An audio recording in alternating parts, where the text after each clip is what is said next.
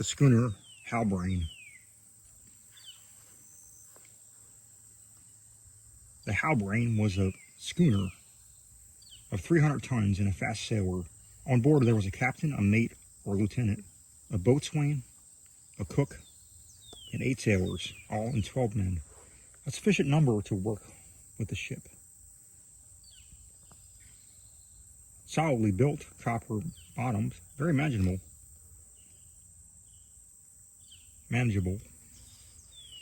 Well suited for navigation between the 40th and 60th parallels of south latitude, the Halbrane was a credit to its shipyards of Birkenhead. All this I learned from Atkins, who adorned his narrative with the praise and admiration of its theme. Captain Lenguy of Liverpool was 3/5 owner of the vessel, which he had commanded for nearly 6 years. He traded in the southern seas of Africa and America, going from one group of islands to another, and from continent to continent. His ship's company was but 12 men, it is true, but she was used for purposes of trade only. She would have required a more numerous crew and all the implements for taking seals and other amphibia. The Halbrane was not defenseless, however. On the contrary, she was heavily armed.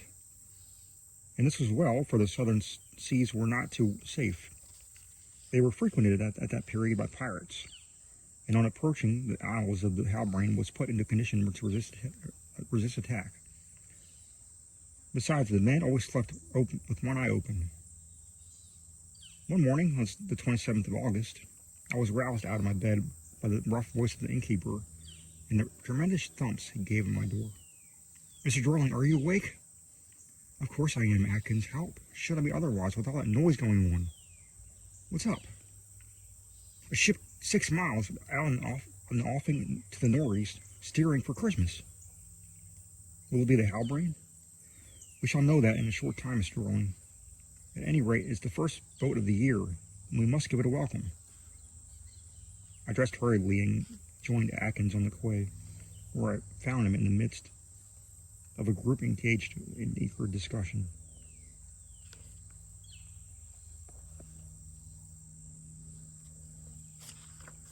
Atkins was indisputably the most considerable and considered man in the archipelago. Consequently, he had secured the best listeners. The matter in dispute was whether the schooner was was or was not the Halbrane. The majority maintained that she was not, but Atkins was positive that she was, although on this occasion he had only 2 backers. The dispute was carried on with warmth, and the host of the Green Cormorant defending his view.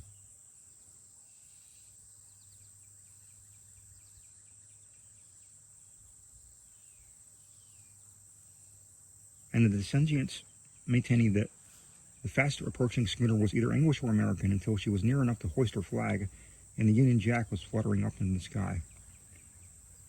Shortly after, the Halbrane lay at anchor in the middle of Christmas Harbor. The captain of the Halbrane,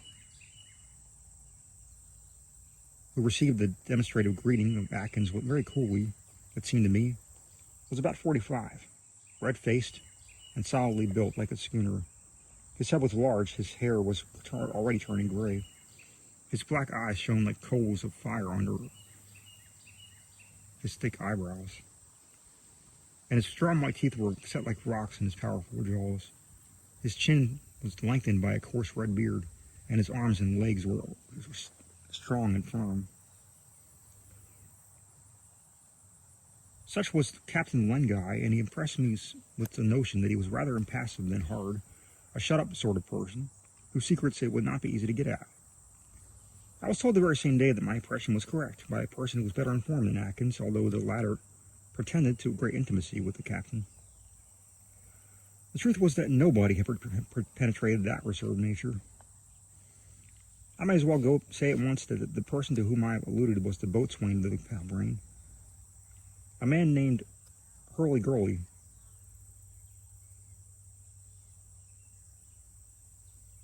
who came from the Isle of Wight. This person was about 44, short, stout, strong, and bow-legged. His arms stuck out from his body. His head was set like a ball on a bull neck. His chest was broad enough to hold 2 pairs of lungs, and he seemed to want a double supply, for he was always puffing, blowing, and talking. He had droll, roguish eyes, with a network of wrinkles under them.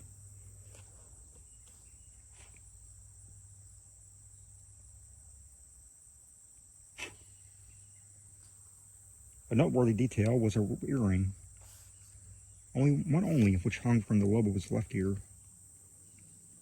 What a contrast to the captain of the schooner, and how did the 2 dissimilar beings contrive to get on together? They had contrived it somehow, for they had been at sea in each other's company for 15 years. First in the brig Power, which had been replaced by the schooner Halbrane 6 years before the beginning of this story.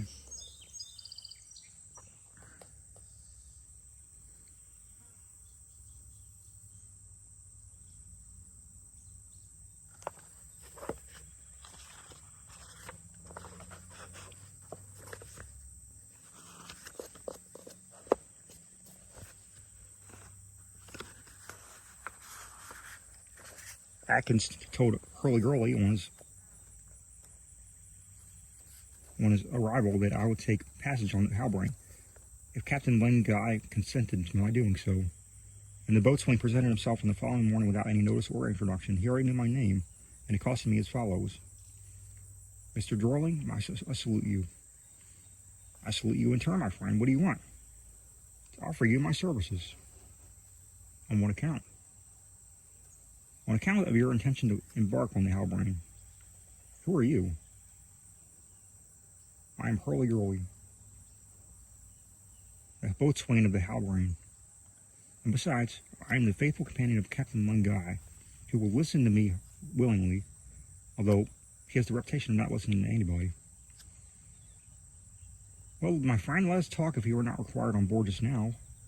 I have 2 hours before me, Mr. Jeorling. Besides, there is very little to be done today, if you are free, as I am. He waved his hand up towards the port. Cannot we talk very well here? I observed. Talk, Mr. Jeorling, talk standing up, and our throats dry when it is so easy to sit down in a corner of the Green Cormorant in front of 2 glasses of whiskey. I don't drink. Well then, I'll drink for both of us. Oh, don't imagine you are dealing with a sot. No. Never more is good than is good for me, but always as much. I followed the man to the tavern, and while Atkins was busy on the deck of the ship, discussing the prices of his purchases and sales, we took their places in the eating room And first, I said to Hurley-Gurley, it was on Atkins that I reckoned to introduce me to Captain Len Guy, for he knows me very, very intimately, if I'm not mistaken. Pooh. Atkins is a good sort, and the captain is a scene for him, but he can't do what I can. Let me act for you, Mr. Jeorling. Is it so difficult to arrange, boatswain? And is there not a cabin on board that Halbrane? The smallest would do for me, and I will pay. All right, Mr. Jeorling, there is a cabin which has never been used, and since you don't mind putting your hand in the pocket, if required, however, between ourselves, it will take somebody sharper than you think, and who isn't good at old Atkins, to induce Captain Len Guy to take a passenger. Yes, indeed, it will take all the smartness of the good fellow to now drinks to your health, regretting that you don't return the compliment. What a wink it was that accompanied this sentiment. And then the man took a short black pipe out of the pocket of his jacket and smoked like a steamer in full blast. Mr. Hurley-Gurley, said I. Mr. Jeorling, why does your captain object to taking me on a ship? Because he does not intend on taking anybody on board a ship. He has never taken a passenger. But for what reason, I ask you? Oh, because he wants to go where he likes, to turn about if he pleases and go the other way without accounting for his motives to anybody. He never leaves these southern seas, Mr. Jeorling.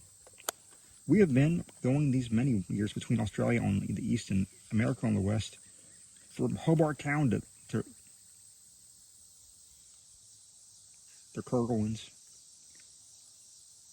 to Tristan da Cunha, to the Falklands, only taking time anywhere to sell our cargo, and sometimes dipping down to the Antarctic Sea. Under these circumstances, you understand a passenger might be troublesome. And besides, who would care to embark on the Halbrane? She does not like to flout the breezes and goes wherever the wind drives her. The Halbrane positively leaves the Kerguelens in 4 days. Certainly. And this time she will sail westward for Tristan da Cunha? Probably. Well, then that probabilities will be good enough for me, since you offer your services, get Captain Lengai to accept me as a passenger. It's as good as done. All right, Hurly-Gurly, and you have no reason to repent of it. Mr. Jeorling, replied the singular manner, shaking his head as though he had just come out of sea. I have never repented of anything, and I know well that I shall not repent of doing you a service. Now, if you allow me, I'll take leave of you without waiting for Atkins to return and get on board. With this, Hurly-Gurly swallowed his last glass of whiskey at a gulp. I thought the glass would have gone down with the liquor, bestowed a patronizing smile on me, and departed. An hour later, I met the innkeeper on the port and told him what had occurred. That Hurly-Gurly, said he, always the old story. If you were to believe him, Captain Lengai wouldn't blow his nose without consulting him. He's a queer fellow, Mr. Jeorling, not bad, not stupid, but a great hand at getting hold of dollars or guineas. If you fall into his hands, mind your purse, button up your pocket, and don't let yourself be done. Thanks for your advice, Atkins. Tell me, you have been talking with Captain Lengai? Have you spoken about me? Not yes, Mr. Jeorling, but there's plenty of time. The Halbrane has only just arrived, and yes, I know, but you understand that I want to be as certain as soon as possible. There's nothing to fear. The matter will be all right. Besides, you will not be at a loss in any case. The fishing season comes. There will be more ships in Christmas Harbor than there are houses in the Green Cormorant. Rely on me. I undertake you're getting a passage. Now, these were fair words, but just as the case of Hurly-Gurly, there was nothing in them. So, notwithstanding the fine promises of the two, I resolved to address myself personally to Lengai. Hard to get at though he might be, so soon I should meet him alone. Next day in the afternoon, I saw him on the quay and approached him. It was plain that he would have preferred to avoid me. It was impossible that Captain Lengai, who knew every dweller in the place, should not have known that I was a stranger. Even supposing that either of my would-be compatriots had mentioned me to him, his attitude could only signify one of two things. Either my proposal had been communicated to him and did not intend to accede to it, or neither Hurly-Gurly nor Atkins had spoken to him since the previous day. In the latter case, if he held aloof from me, it was because of his morose nature, and because he did not choose to enter into a conversation with a stranger. At this moment, when I was about to accost him, the Halbrane's lieutenant rejoined his captain, and the latter availed himself of the opportunity to avoid me. He made a sign to the officer to follow him, and the two walked away at a rapid pace. Now, this is serious, said I to myself. It looks as though I shall find it difficult to gain my point. But after all, only means delay. Tomorrow morning I will go aboard the Halbrane, whether he likes it or whether he doesn't. This Lengai will have to hear what I've got to say, and give me an answer, yes or no. Besides, the captain of the Halbrane might come at dinner time to the Green Cormorant, where the ship's people usually took their meals when ashore, so I waited and did not go to dinner till late. I was disappointed, however, that neither the captain nor anyone belonging to the ship patronized the Green Cormorant that day. I had to dine alone, exactly as I had been doing every day for about 2 months. After dinner at 7:30, it was dark. I went out to walk on the port, keeping the sides of the houses. The quay was quite deserted. Not a man of the Halbrane crew was on shore. The ship's boats were alongside, rocking gently on the rising tide. I remained there till 9, walking up and down the edge in full view of the Halbrane. Gradually, the mast of the ship became indistinct. There was no movement or no light. I returned to the inn, where I found Atkins smoking his pipe near the door.